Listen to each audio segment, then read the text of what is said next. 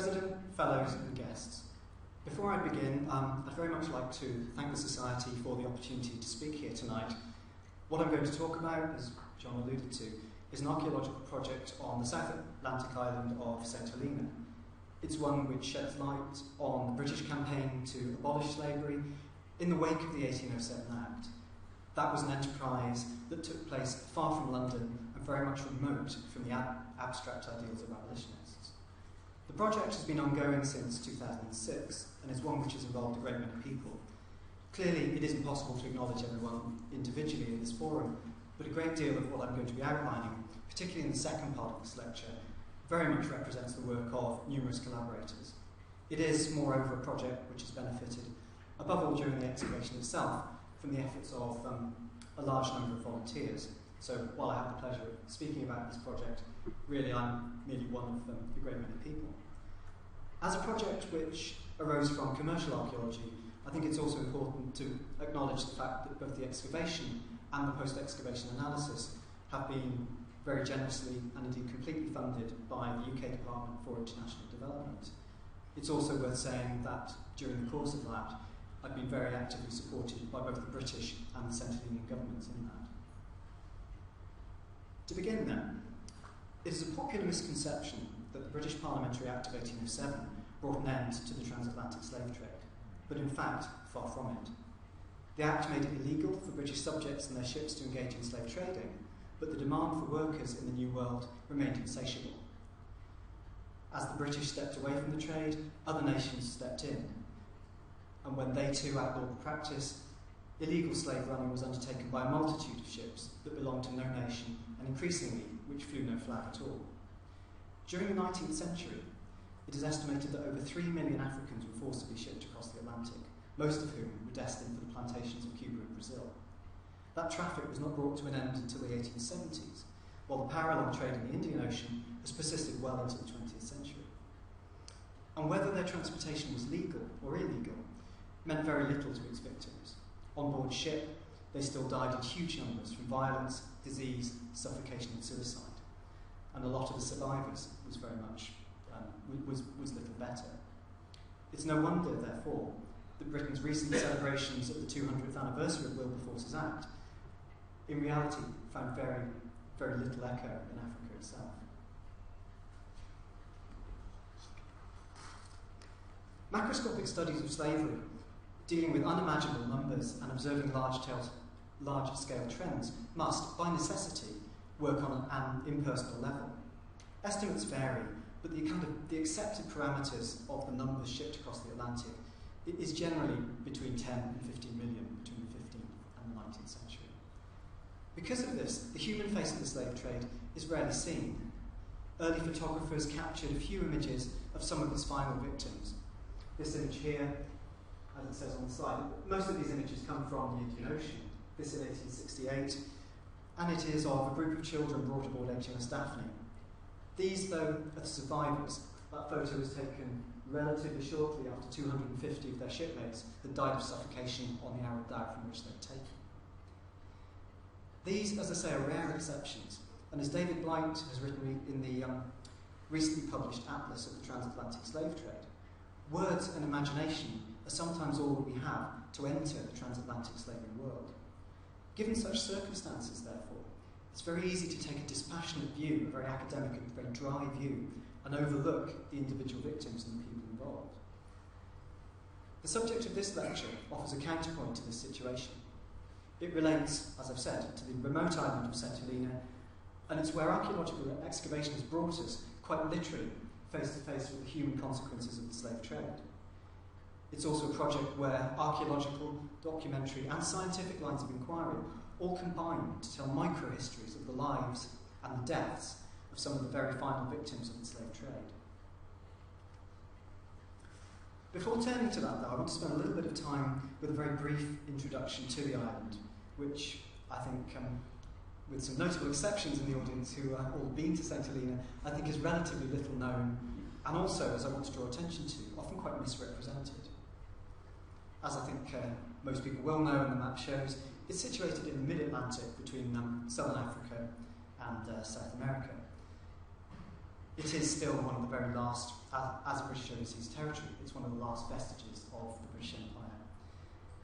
It was discovered in 1502 by a Portuguese fleet returning from the Indian Ocean, and their encounter with this tiny island lost in the mid-Atlantic seemed to them truly miraculous. However, the discovery was in fact almost inevitable, since wind and current placed the island directly on the sailing paths around from the Cape of Good Hope. It is perhaps a slight exaggeration, but in many ways it's more difficult to miss than it is to find. Thus, during the 16th and much of the 17th century, it is increasingly visited by ships of various European nations, all of whom at some point kind of stake some kind of claim to the island. But because of its remote nature, nobody did a great deal to enforce it. The island was only formally occupied by the English East India Company in 1659, and with the exception of a brief Dutch occupation in 1672, has remained a British possession ever since. It is, of course, best known as Napoleon's place of exile between 1815 and 21, popularly seen as a place so remote that it afforded no possibility of escape. But that association disguises, in fact, a far longer and far more significant contribution to world history. The island was a vital way station between Europe, India and the Far East, and between the 17th and the 19th century, hundreds of ships there called there every year for water, for provisions, for the resting and recuperating of their sailors. It was very much a linchpin of the British Empire. Accounts of St Helena, both past and present, tend to denigrate the island. Joseph Banks, naturalist aboard Cook's ship the Endeavour in 1771, admittedly returning from places like Tahiti, described it kindly as a rude heap of rocks. Napoleon, who clearly had reasons to dislike the island, wrote in his diary, "In this accursed island there is neither sun nor moon to be seen for the greatest part of the year. Constant rain and fog, it is worse even than Capri." not good for Capri's tourist industry or St Helena's. And that's reflected in modern popular culture.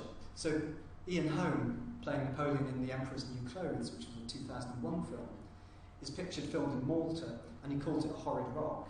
And then the screen cuts to what I can only describe as a rather bad model which looks like the island which King Kong lives on, this sort of rather bleak cone.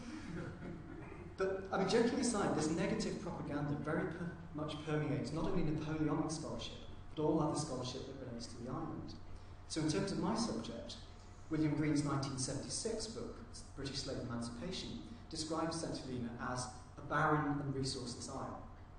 Roseanne Adderley, 2007, in her book New Negroes from Africa, which deals with, again, emigrant Africans to the West Indies, calls it an almost desolate Atlantic island.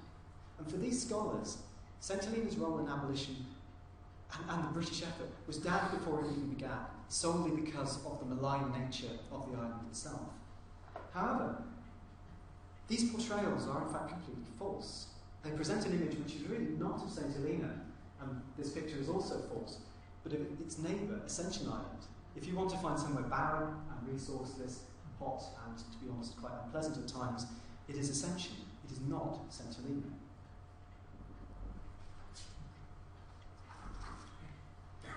And that was recognised really from the moment that European mariners first stepped foot on St Helena. They recognised it to be a very healthy place. You know, particularly the very early explorers who rounded the Cape with scurvy-ridden crews, having very few provisions, stinking water. They described it in glowing terms, and not least because of the favourable contrast with all the other landfalls which were available to them. So in 1589, the Dutch navigator Jan van Linschoten describes it as nothing less than a wonder wrought by God and an earthly paradise. And if we examine this map, which is the first English edition, we can see place names Orange Valley, Tobacco Valley, Lemon Gardens, more Lemon Gardens, Lemon Valley. This is in no way a bleak or a resources place. And just to illustrate the point. It was also an extremely healthy environment. Being a place that was distant from Europe and which lay firmly within the tropical zone, according to received wisdom, its environment should have been malevolent to both settlers and natives alike, visitors alike. Instead, rather to many people's confusion, it turned out to be completely benign. The key to this situation is in part its climate, which is warm but not hot, and with adequate but not persistent rainfall. But crucially, and this is something really which will come to the fore when we talk about the saving of the liberated Africans, diseases such as malaria and yellow fever were completely absent. Its isolation also generally protected it from other diseases such as smallpox and measles. So the contrast with the sickly West Africa squadron stations and with the West Indies could hardly be greater. This healthfulness manifested itself in a very good life expectancy for the kind of implanted native population, and also for visitors, the garrison, crews of merchant vessels. Statistics put together in the 1840s in fact showed that life expectancy was at least as good as England, and in some cases better. In the formative years of the 17th and 18th centuries, as the colony developed, it was pretty isolated, and at some points it really exists on the brink of starvation. If you read some of the early documents, one really has a feeling almost of a kind of Wild West frontier of the government dealing with an entirely rough and unmanageable population, including the garrison. The population was unruly, as I say, the garrison mutinous, and the slaves, which I'd just like to draw attention to, who normally comprised about half of the small population. The slaves were treated with extreme brutality to preclude the possibility of any kind of slave revolt or uprising. By the 19th century, however, while St Helena was clearly something of a backwater, it is not the cultural desert that is portrayed by modern literature. It clearly didn't have a social scene to match that of Paris, but its small capital of Jamestown has nevertheless, as you can see from this, acquired a certain kind of provincial elegance, and it was also a vibrant, if somewhat chaotic port town. And then to finish this kind of brief introduction, this human activity has left a cultural heritage resource which is extremely valuable and, above all, extremely well preserved and very well articulated, because, largely because it remains with a low population, not many development pressures. It is, as these slides demonstrate, if not pristine, then in very good condition. So we have batteries with original cannons still on their original gun carriages. Top right, as we look at that slide, is probably the last surviving East India Company wharf. In the centre, Plantation House, now the Governor's residence, one of several, but really the only intact large-scale plantation building. And then we have this vernacular architecture, very much implanted from the UK, which prevails across the whole of the island. And actually, if you look at some of the buildings, as an archaeologist now who deals with Wales, they're very familiar to me. You have buildings, longhouses from Wales, transplanted into this quite extraordinary South Atlantic setting. There is, to go alongside, parallel with that, a very well preserved small archive. It contains about 1,700 volumes, and these chart the development of the island, the colony from 1676, that's the earliest record, through to the 1950s, and then more recent government records kept elsewhere. Really allows to chart the colony from embryonic beginnings to through the Napoleonic period, through to its modern state.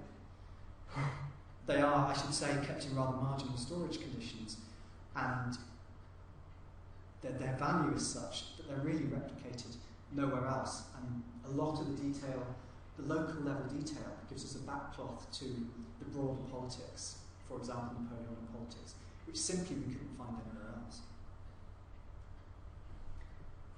As I've said, St Helena thrives on its position between Europe, India and the East. Maritime traffic grew steadily through the 18th century, such that by its close, hundreds and occasionally into the thousands of ships called at the port. However, by the beginning of the 19th century, that situation began to change. Steam technology replaced the sail, and in 1869, the opening of the Suez Canal effectively stripped the Atlantic of most of its Europe-bound traffic. So in 1880, only 500 vessels called at St Helena. In 1910, that number had fallen to a mere 50. Today, the island's only regular visitor, and its lifeline, is the RMS St Helena, and the only other vessels which call at this once thriving port are basically recreational yachts, and the occasional cruise ship. In response to this situation, over the years, really since 1850, all sorts of initiatives have been tried, and I should say largely failed, to revive the island's place, to replace this kind of ship-based economy. So, for example, there was an embryonic silk industry which failed catastrophically. Whaling came and went as a bit of a phase. The main effort really was the plantation of New Zealand flax between 1907 and 1966, which I think was a moderate success, but now there's an extreme legacy of the problem of what to do in the central part of the island with flax, which is a redundant product and which really has driven out a lot of the endemic species in the uplands. Arguably, the most recent of these initiatives is the ongoing airport project, which is designed not only to break the reliance on seaborne access, but above all, to underpin a new economy that's based on a substantial volume of tourism.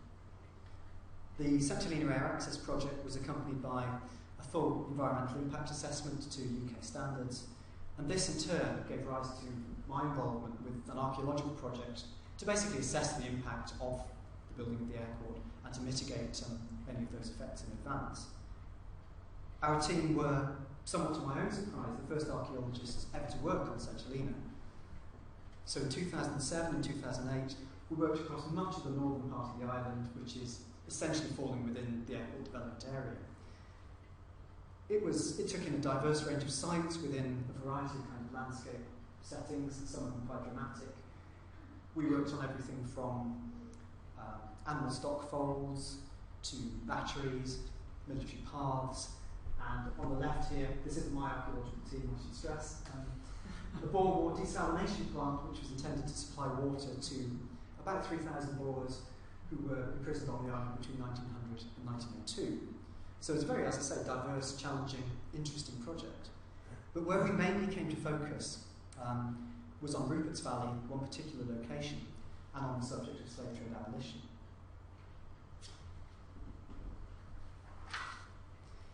In the decades following the 1807 Act, British abolition was focused very much on the traditional slave trading areas of West Africa and focused around its principal base in the region, which is Freetown in Sierra Leone.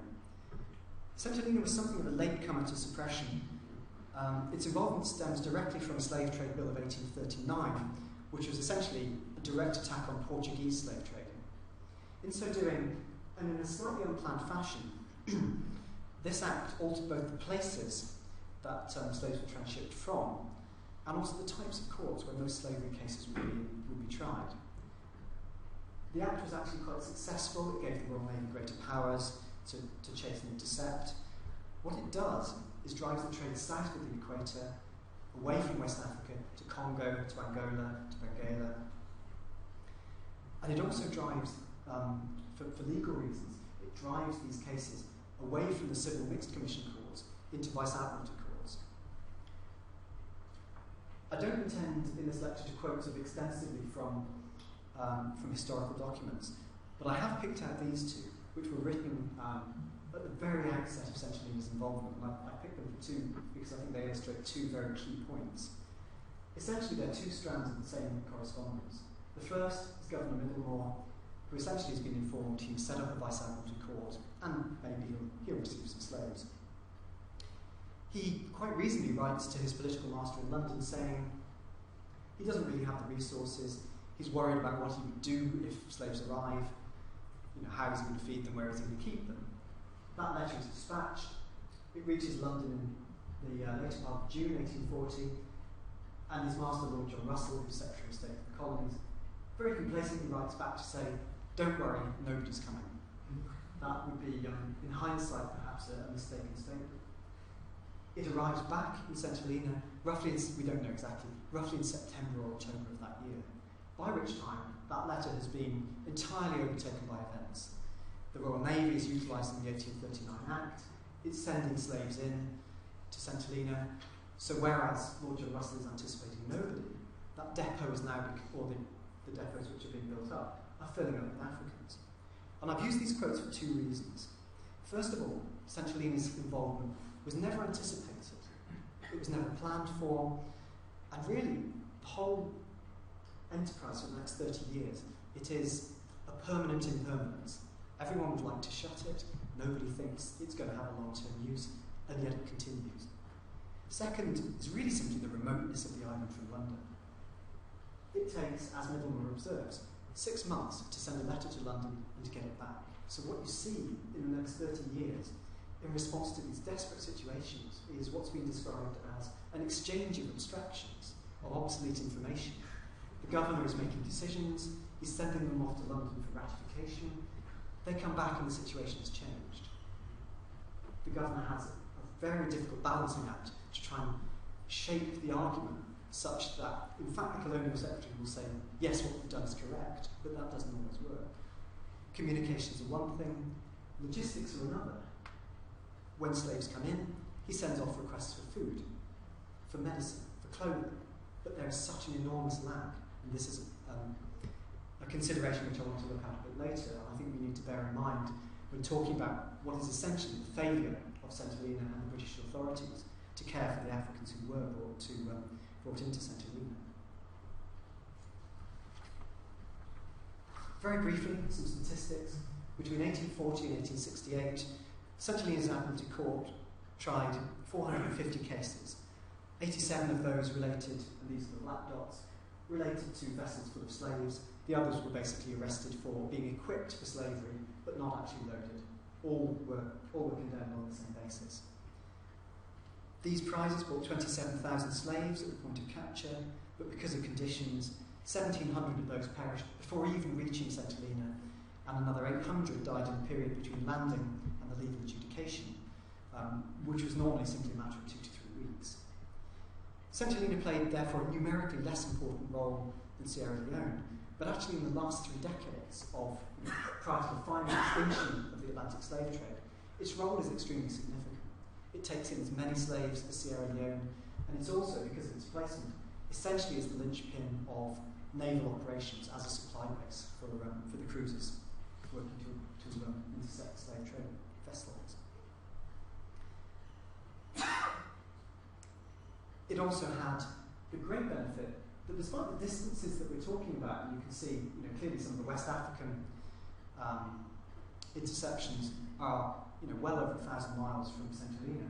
You can in fact very predictably reach St Helena within 2 to 3 weeks. If we compare that with the distance or the time that it takes to get from even West Africa to Sierra Leone, that was an average of 5 weeks.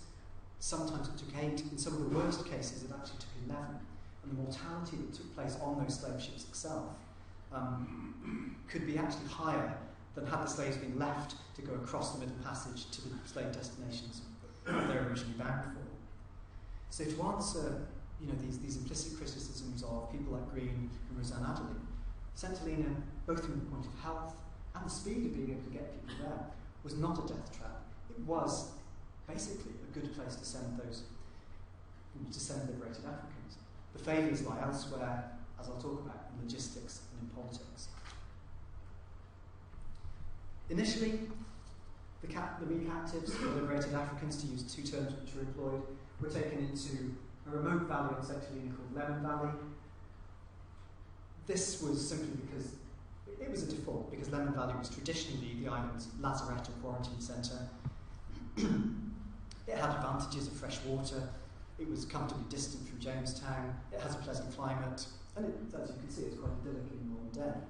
And just by way of making the point of how landscape, built heritage and archaeology all combine on St Helena, this is the doctor's house and the hospital building. This is the platform on which the tents which provided extra accommodation were used. Down here, it's the area where the graveyards were. And we have other buildings here and here where the slaves are kept. And in terms of literary evidence, the doctor here kept diaries. And he wrote from that room there. And the view that he describes still exists in the modern day. So you can actually, albeit ruins, you can stand in the room where he wrote these diaries and see what he saw.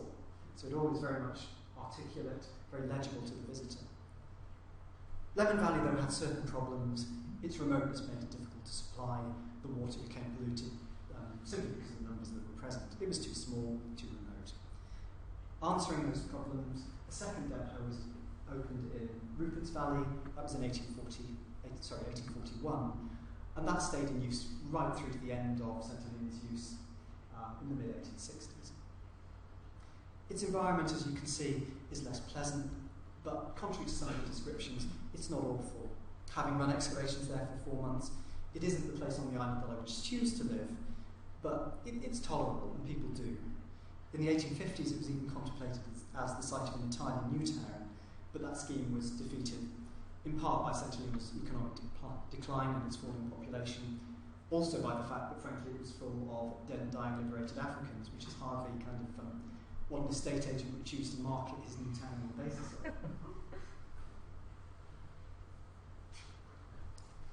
And we have an extraordinary amount, alongside the archaeology, an extraordinary amount of documentary and cartographic and pictorial evidence to show us what the depots were like and how they operated. This, in 1850, pretty much shows what was there. So the main component are these 11 large tents, each capable of taking roughly 30 people, and they sit behind the old 17th century defensive lines. We have a small hospital building here, made of wood, a convalescence tent, a storeroom, an apothecary's workshop, and various other ancillary buildings. Well, I think what you can take for that is the real makeshift nature of this depot. It was put up as a temporary measure, but these facilities were never replaced. Here's another example. The same tents, and I think what I want to draw your attention to here is this extremely rare photograph of the liberated Africans here at roll call as part of their very organised and prescribed life, which was dictated from start to finish, from dawn to dusk, by the European overseers. And what these images show, in all cases, is a quiet, ordered, organised environment. And to some extent that is correct. There were times where that existed. What characterises the depot and its operation are these extraordinary ebbs and flows of intake, which really correlate with various factors to do with the slave trade and also the Navy's success in capturing vessels. So you can see we actually had points in the mid-1850s where no one arrived at all. On the other hand, in the late 1840s particularly, enormous intakes. So yes, we do have periods where it is calm, where it is orderly, where things are hygienic and sanitary. But at other times, particularly in the 1840s, we have situations which are the polar opposite. Under the sheer pressure of numbers, conditions became really quite appalling. Accommodation was just supposed to take a few hundred, commonly had to control more than 1,000 people. At one juncture, that figure touched 3,000, so almost 10 times what the depot was ever intended to take. Supplies of food, medicine and clothing, all of which, as I've said, had to be procured, if not in advance, then at a 3 to 6 month lag. These are totally inadequate, sanitation broke down, disease ran unchecked. The historical records for 1850, at the very date that very clean picture was drawn, talk of the stench of decay, of effluvia leaking from the graveyards, of clouds of flies, plagues of mice and rats. And those rats not only scavenged in the graveyards, but are also reported as attacking not only the dead, but also the dying in hospital. I think the situation is clearly truly appalling, and I think probably defies simple description. The diseases of those arriving at St Helena, I think really can be characterised from the quote at the top in this tabulation as pretty much anything and everything.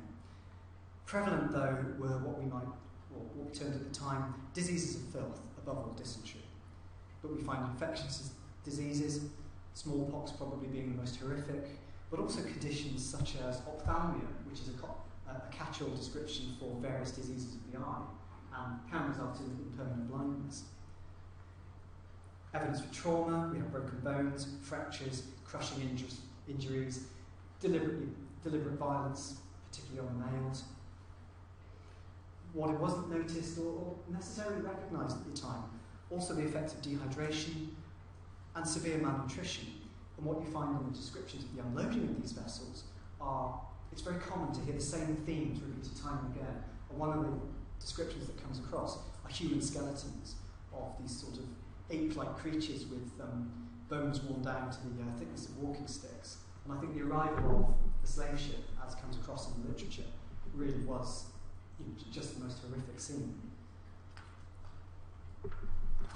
The doctors charged with treating the Africans are really all trained in the most modern clinical scientific approaches that were available. Most of them they're trained at the major London hospitals, for example King's College, Middlesex Hospital, one trained in Paris in the 1830s, which at the time was the epicentre of medical learning. So their approach was up to date and it conformed to the new medical orthodoxy. The correspondence shows the fact that several were quite well read, and as far as their distance setting allowed, they tried to keep up with the most recent treaties emanating from Europe. And we can see that sort of corroborated in the documentary evidence. They're using a very standard pharmaceutical toolkit. So I won't dwell on this too much, but this is basically an inventory of what was being used in Rupert's Valley, I think, in 1842. We have silver nitrate, which is a wound dressing. We have tincture of opium, and if I can pick it up, there's henbane somewhere, and those are for pain relief or for sedative purposes. We have emetics and purgatives, like colsynth bark, and we also have things which clearly would be out of vogue now, so mercury treatments, and I don't think listed on here, cupping cases for bleeding, leeches, which of course the supply of which was a source of great concern because it's very hard to keep leeches alive and certainly to ship. But my point is that medical treatment was probably, in theory at least, as good as could have been provided. The problem is really, it was never going to work. The efficacy of many of the drugs was certainly limited, and some of the remedies were positively harmful. And in reality, 19th century medicine, for many patients, tincture of opium, by which I mean pain relief, was the best that could genuinely be offered. Contagious diseases were successfully treated until the 20th century. For smallpox, which ravaged the depot at times, there's still no medical response apart from quarantine.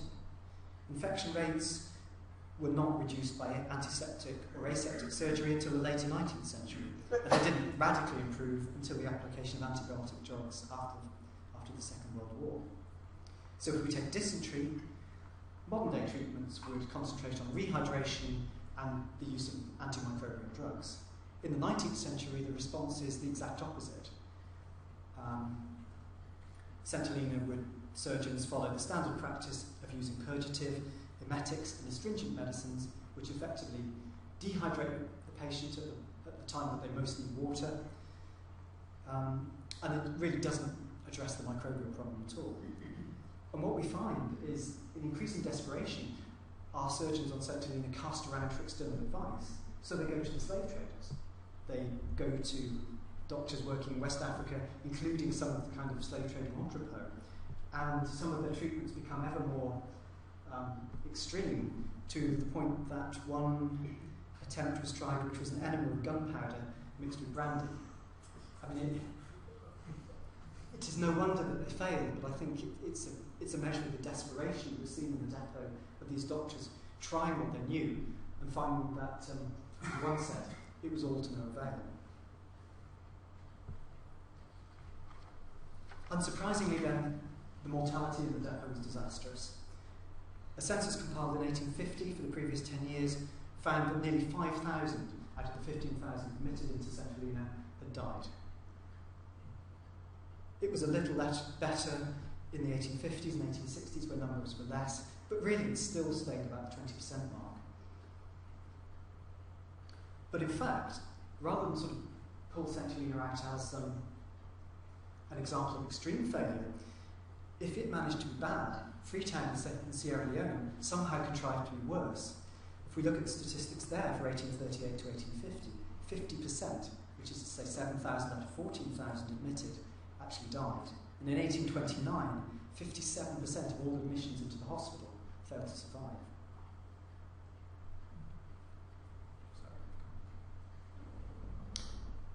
Really then, that brings me to the archaeology.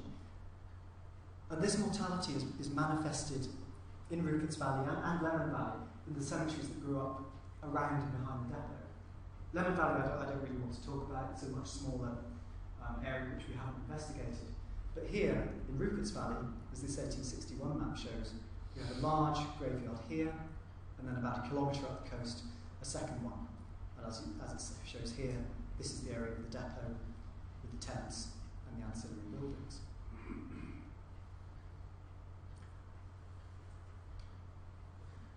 The problem, of course, was finding them in a landscape which really didn't give any visual cues to where things might be. As you can see now from that slide, Rupert's Valley is partly industrialised at the bay, and everything else really has merged back into scrub. So these graveyards weren't marked, they weren't delineated, they're covered with scrub vegetation and fallen rock. So we spent in 2007-8 a good deal of time digging a great many empty holes, really trying to refine what we knew and identify the graveyards where they were, so that, therefore, the airport development, which is essentially the haul road, which runs through the valley, up, and then zigzags up onto the plain above, could avoid the graves as far as possible. This we achieved, apart from one area where, because of the constriction of the fuel depot and then the power station down here, there was no choice but essentially to clear a very narrow corridor. And we hoped to disturb the minimum of graves.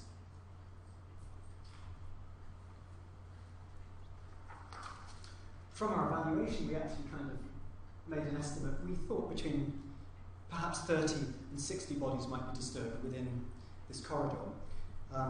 This rather proved to be a false assumption, because although the area we took in was only about 100 metres by 20, the density of graves, for reasons I'll talk about, was such that actually we recovered 325 articulated skeletons from this area. We also actually decided, for practical reasons, to take out this area because we felt that it was probably going to be an actively eroding surface, so we kind of preempted that possibility. And these excavations have yielded very stark physical, very visceral evidence for victims of the Middle Passage. It also, I think, given the context I've just provided, it's quite a damning indictment on the British attempts to save the liberated Africans. These are not cemeteries in any formal sense. They're graveyards. You might even just call them institutional areas for disposal. We have virtually no coffins, and only in a very small number of instances, what as archaeologists we might assume to be a kind of orthodox layout for the skeletons. Most were simply cast into the graves in some kind of random distribution, worked around rocks, in sort of shallow graves. Quite a lot in single graves, but also a number 2, 3, 4, and as this cascade diagram shows here, in one grave cut, a standard 6x2, which you'd normally expect to have one body, we actually have 7 corpses packed in. So hence, really, our estimates of the density were quite a long way out.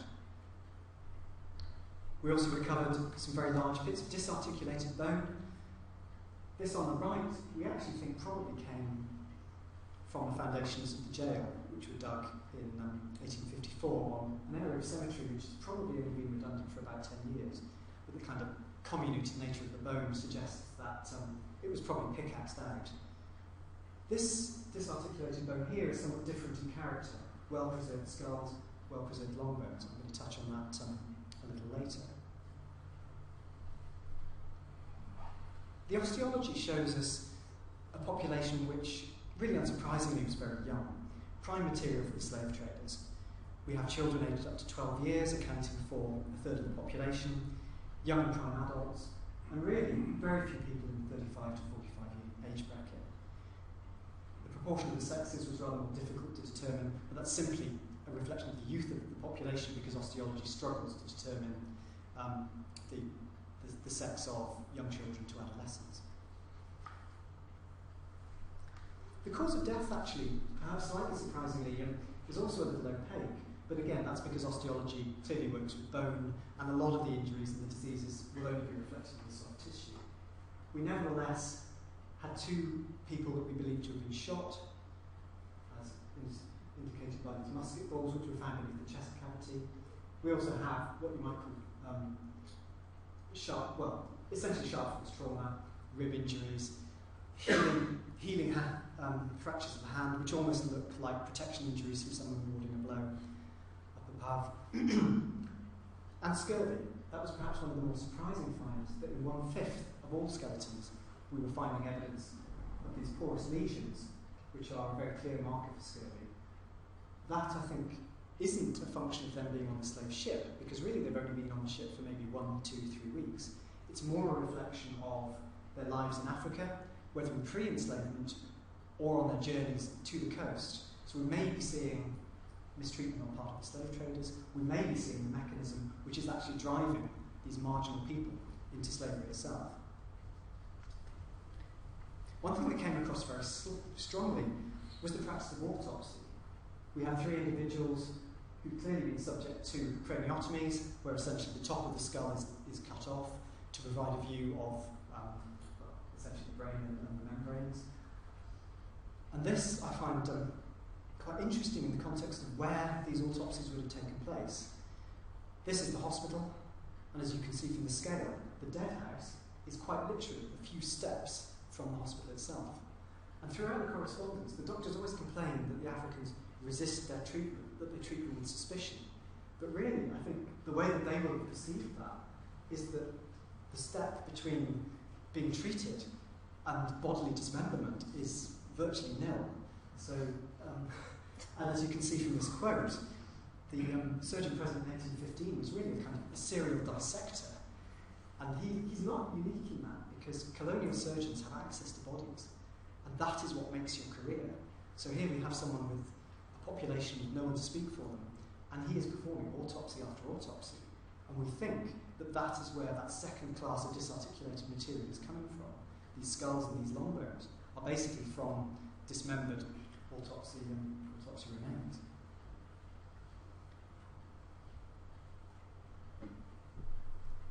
Crucially though, I think that this assemblage shows the buried in Rupert's Valley to be more than simply this mass of people, this problem, which really comes across in the literary evidence. We can see these people as individuals with a sense of personal identity, with a sense of cultural identity. This comes across most strongly in the 115 examples that we have of dental modification achieved by chipping or filing, which is very much a kind of rite of passage, we think. Extremely painful, but once it's done, it marks the wearer out for life. So these are examples from the excavation, and this is just a later photograph of a Moro girl from Sudan. And these remind us that within the depot, you would have had this real cultural melting pot. The Africans aren't coming from one place, from one identity. They would have had tribal ritual scarification, they would have worn their hair in certain ways, they would have been made up in different ways to sort of distinguish between tribes. And this is something very much ongoing in the project, is to try and go back into Africa to work out where these people came from and to say more about their identities. Dental modification is one avenue, isotope analysis is another. And we're also finding a small number of renderings of African speech. And for those of you who haven't picked this up, this is a version of Aesop's fable of the dog and his shadow. And I'm surprised none of you kind of picked that up instantly. But having given that rather than hope than an expectation to a linguistic expert, he said, that is Kikongo. So we have people in the depot from a very distinct area inland from the Congo Delta. And this is data really which slave trade historians haven't had access to before. We know where they're transshipped from. You know, my distribution map shows where they're captured. But where these people came from and the avenues that led them into slavery, up to now have been fairly opaque. In terms of material culture, talking about identity, a lot of this Victorian evidence comes across as saying these slaves were naked, these slaves came with nothing. What we found in the excavation rather contradicts that, because in some cases, not masses, we have a copper alloy bracelet on the wrist of a young child, and we have here a bead necklace, one of about 12,000 individual beads that we recovered. We also have insights which are rather more ambiguous, difficult to interpret. But I think in other contexts we'd call them grave goods. One of the functions of the liberated African depot was to break up the slave ships to make sure they could never be used in the trade again. And what we found is That was brought as firewood across to Rupert Valley, and it came with metal fittings. So we recovered a few from the graves. These are large ship nails. But a kilometre from up the coast, why are we finding these in the graves? They serve no function. You couldn't use them for prizing rocks away, and someone's had to take the trouble to lug these things, as I say, a kilometre from the depot. One interpretation suggested to me by an American scholar, and I think has plausibility to it, is that these are becoming some form of grave goods, and that they've taken on some sort of meaning beyond the simple utilitarian. And then we have the four of the 5 coffins, which were found on the site. One was an adolescent, which we suspect simply the coffin was used to move them from somewhere else to a place of burial. The other 4 all belong to neonate babies, so either stillborn or all very newborn. We had 4 neonates, and all of them were in a coffin, without exception. And we know from the way we dug that we have every bone from that area of the site. And what we find in this tiny artefact, which is basically the size of a very small shoebox, is a mixing, a fusion of the European and the African. So this tiny baby had a woolen coverlet, and its head rested on a pillow which was stuffed with an old piece of slightly burnt shirt. It had coins over the eyes. It had one left-footed shoe placed by its head, which I'm told by my leather expert is actually a northwest European, possibly Scandinavian influence. It had a lace bonnet, preserved here. But underneath, it rested on a bead mattress of plainly African manufacture. And here you can see it in situ, and although it's a little difficult, you can still see some of the stranding and the pattern which is kind of woven into this artefact. And there, just out of interest, is the shoe.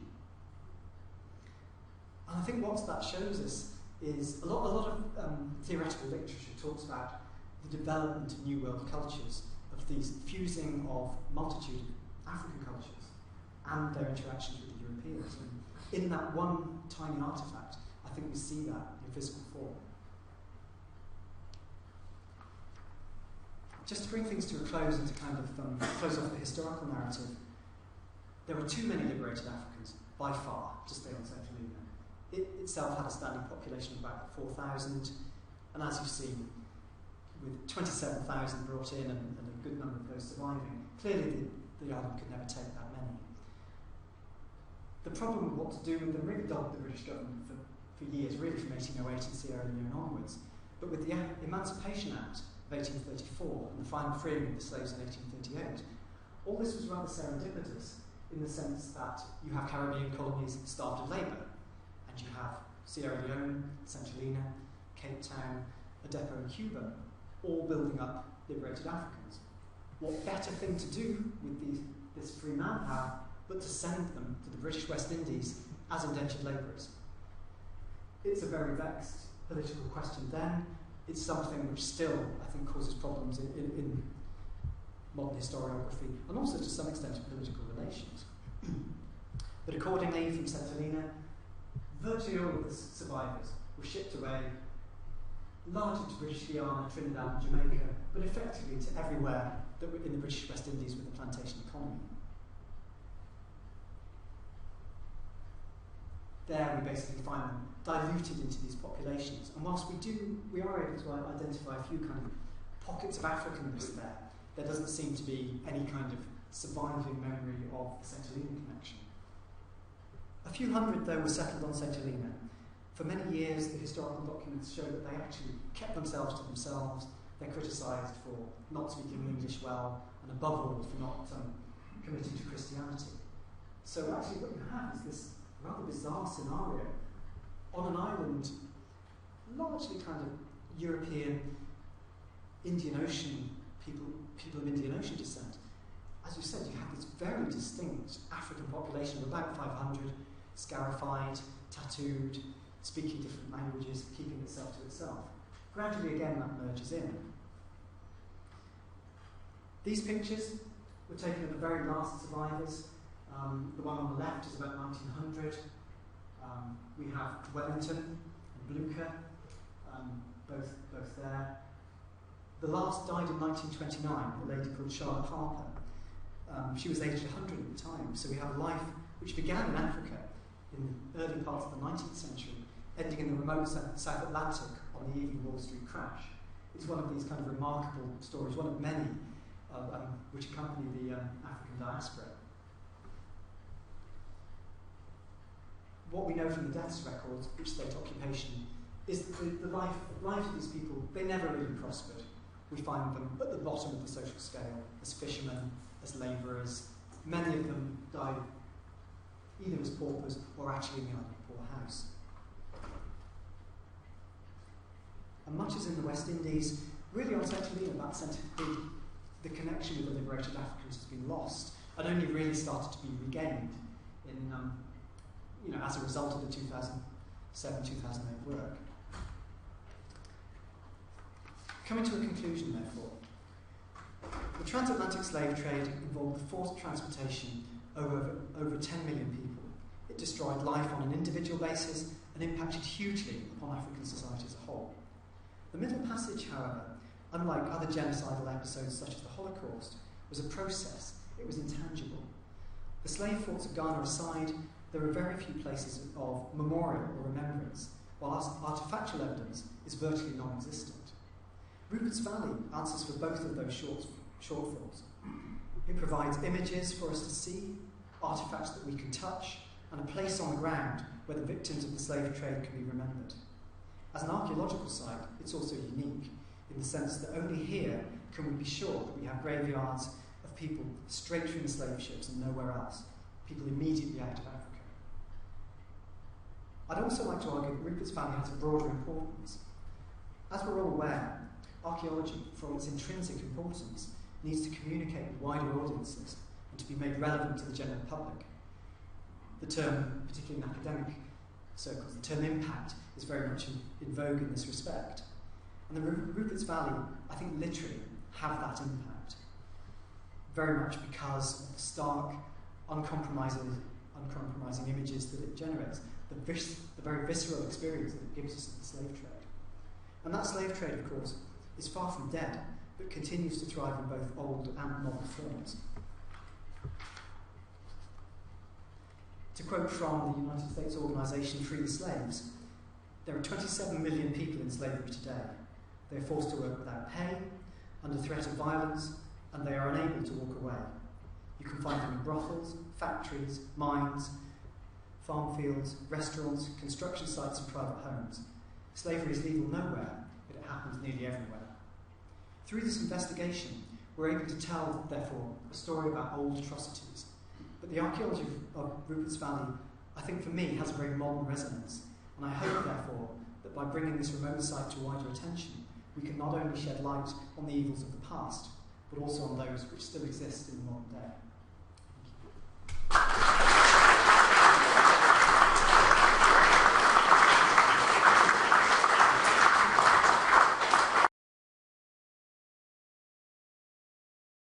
The graves themselves astonished me because it looked like they hadn't, their kin or other ex-slaves had no power over how people were buried.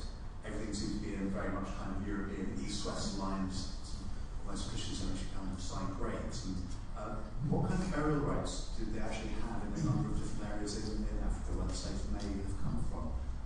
Is one thing which I'm curious about. I'm also curious about the material culture that is with them.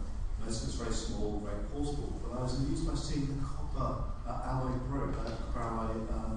bracelets, because in certain parts of the Congo, that copper would be valued far higher than gold.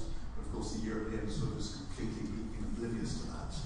So it's very nice to see that surviving with that individual person. Anyway, now open this up to comments and questions from the floor, which Andy then I just wonder, perhaps I missed this, but whether you thought of testing by DNA, because that should be able to locate quite precisely, I would have thought, the regions in Africa from which the dead particularly bodies came. But thank you very much indeed for having actually been to Rupert's Bay. It's good to get things put in context. Thank you.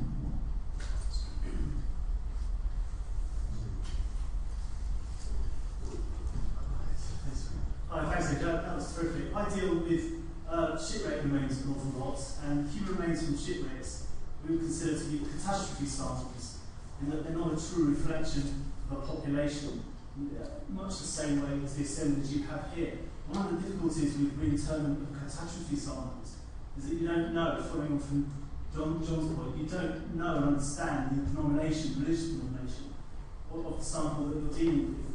So I just wonder what your plans are for reinternment.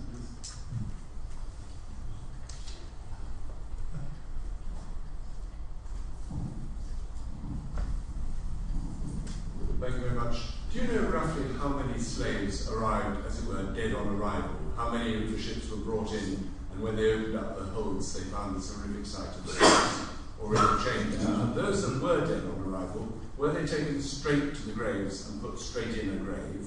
And the other point is, the actual burial of the slaves, who actually buried them? Was it the other slaves? Did they run their own camp themselves? Did they have sort of, as in concentration camps, sort of couples who were the trusted ones who did the administration of the camp and did the burying of the dead?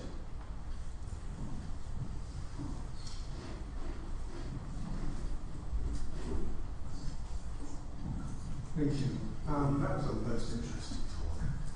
I've really just got one point to make, if I may, and that is the question we raised about the scurvy, and the fact that the slaves had probably only been on their ships for maybe a week or two at most. The research I've been carrying out indicates that slaves are often on the ships considerably longer.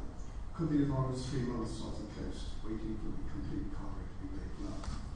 And that, plus the poor food conditions, the rest of the world, of course, would have resulted in slavery. The other point, coming from the comment just now, about slaves who died on the voyage, I think they were almost always kept overboard, weren't they? That's the final comments on this. You showed a very good graph of the age ratio of the children born on the island, but did you have an analysis of the sex ratio? I ask that because Beatson's tracks of the slaves actually on the island who'd been liberated on Sicily showed a great preponderance of males. Well, that's quite a range of queries. So, Andrew. Right, I've taken some rather scrappy notes, so if I fail to answer anybody's questions, please just pass them back to me. Okay. To deal with them in turn, thinking about methods of disposal and practicalities of what actually happened when a slave ship lands or is landed, we actually have some quite good descriptions of the unloading practice. After which, really, the records go quiet, and the records which are transmitted back to London effectively all deal with stuff that either costs money or is to do with kind of culpability for medical failure or something like that. So actually, oddly, although burial is a massive process, it is mentioned, I think, twice in thousands and thousands of letters. So no, we don't know really how burial was enacted.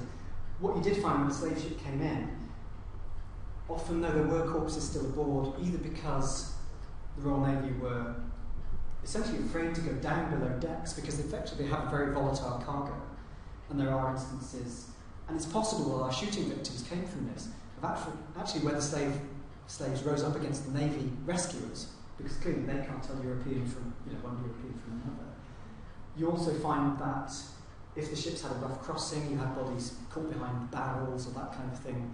So actually you have to go through a pretty grim extraction process to get the living and the dead and the dying off, and then really to go around below decks in this stinking environment, which is often kind of 50 degrees or more, to get the remains off.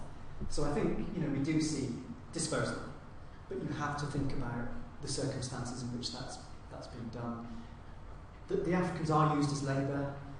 They're used for repairing roads, for digging drains. I think it highly probably that they were the majority of people doing the burial. So I think that probably deals with the practicalities of that. There was no ceremony, I don't think. It's just people being chucked in the ground.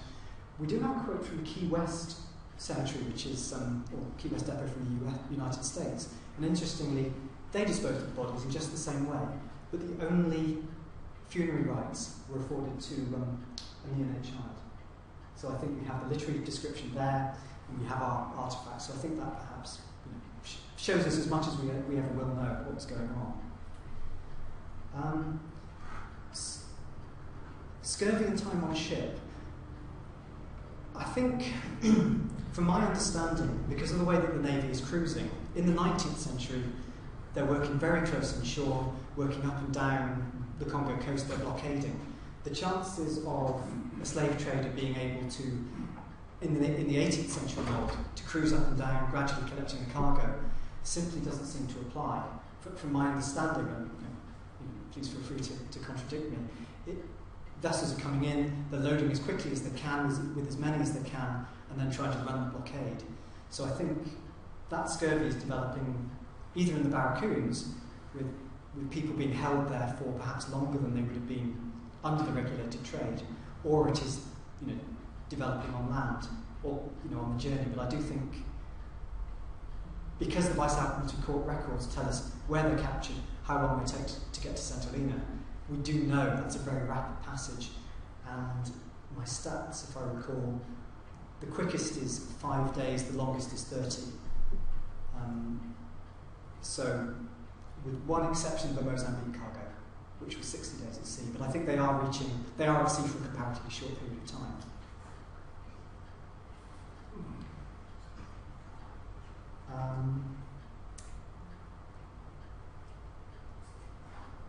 Turning to origins, there's an ongoing project called Eurotast, European Transatlantic Slave Trade Project, funded by, I believe, a network grant by Marie Curie. And that is something I'm peripherally involved with, so I made some notes.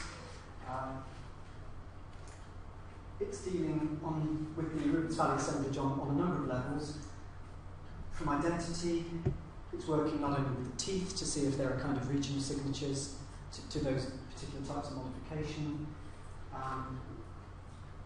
It's also not so much DNA actually, but stable oxygen isotope, and as you can see, I'm not an expert on this. Strontium, thank you. Strontium and oxygen isotopes, which again, the Rupert's Valley assemblage is going to yield. We know that it's yielding good data in that respect. How good a resolution we're going to get back to very much depends on what region they came from, in the sense that there are some areas, it relates to the geology. There are some areas of Africa where, some large areas where the geology is very homogeneous. And in that case, if we have individuals from there, we won't be able to place them very precisely. If, on the other hand, there are some areas, smaller geological pockets, and those people happen to come from there, we might get that very more precisely. I think what we're more likely to be able to see is movement of people in childhood as they grow and as their teeth develop. But that's very much an ongoing project.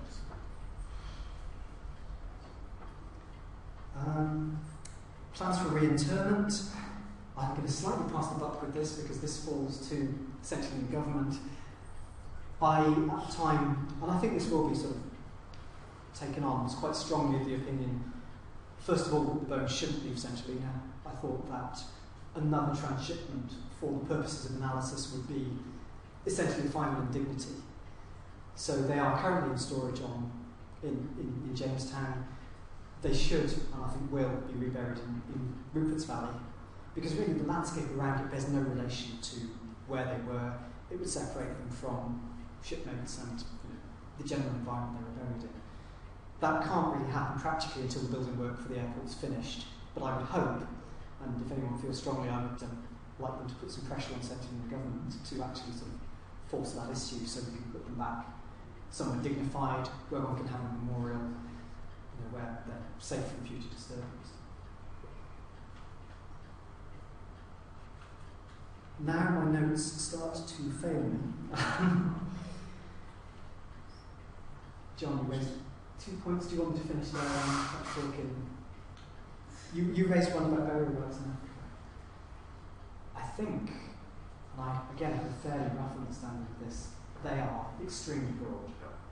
But what would have been, so in terms of autopsy, I think some would have looked at that with more horror than others, depending on how you see the relation between sort of corporeality and spirit. But I think what is clear is that the nature of disposal would have been probably abhorrent to pretty much all of the Africans. They have no agency in that. So many Africans, I think, saw their period on St. Helena and a transshipment to the West Indies as simply one more part of the Middle Passage experience. It's degrading at the beginning, it is degrading at the hands of the British, it's not great at the receiving colonies. So I came to Rupert's Valley as a slave trade novice. I really knew very little. And initially I have to confess I thought, what a wonderful thing this was that the British were doing. And the more you delve into the history, the more ambiguous and frankly more critical, I think, one sees that abroad.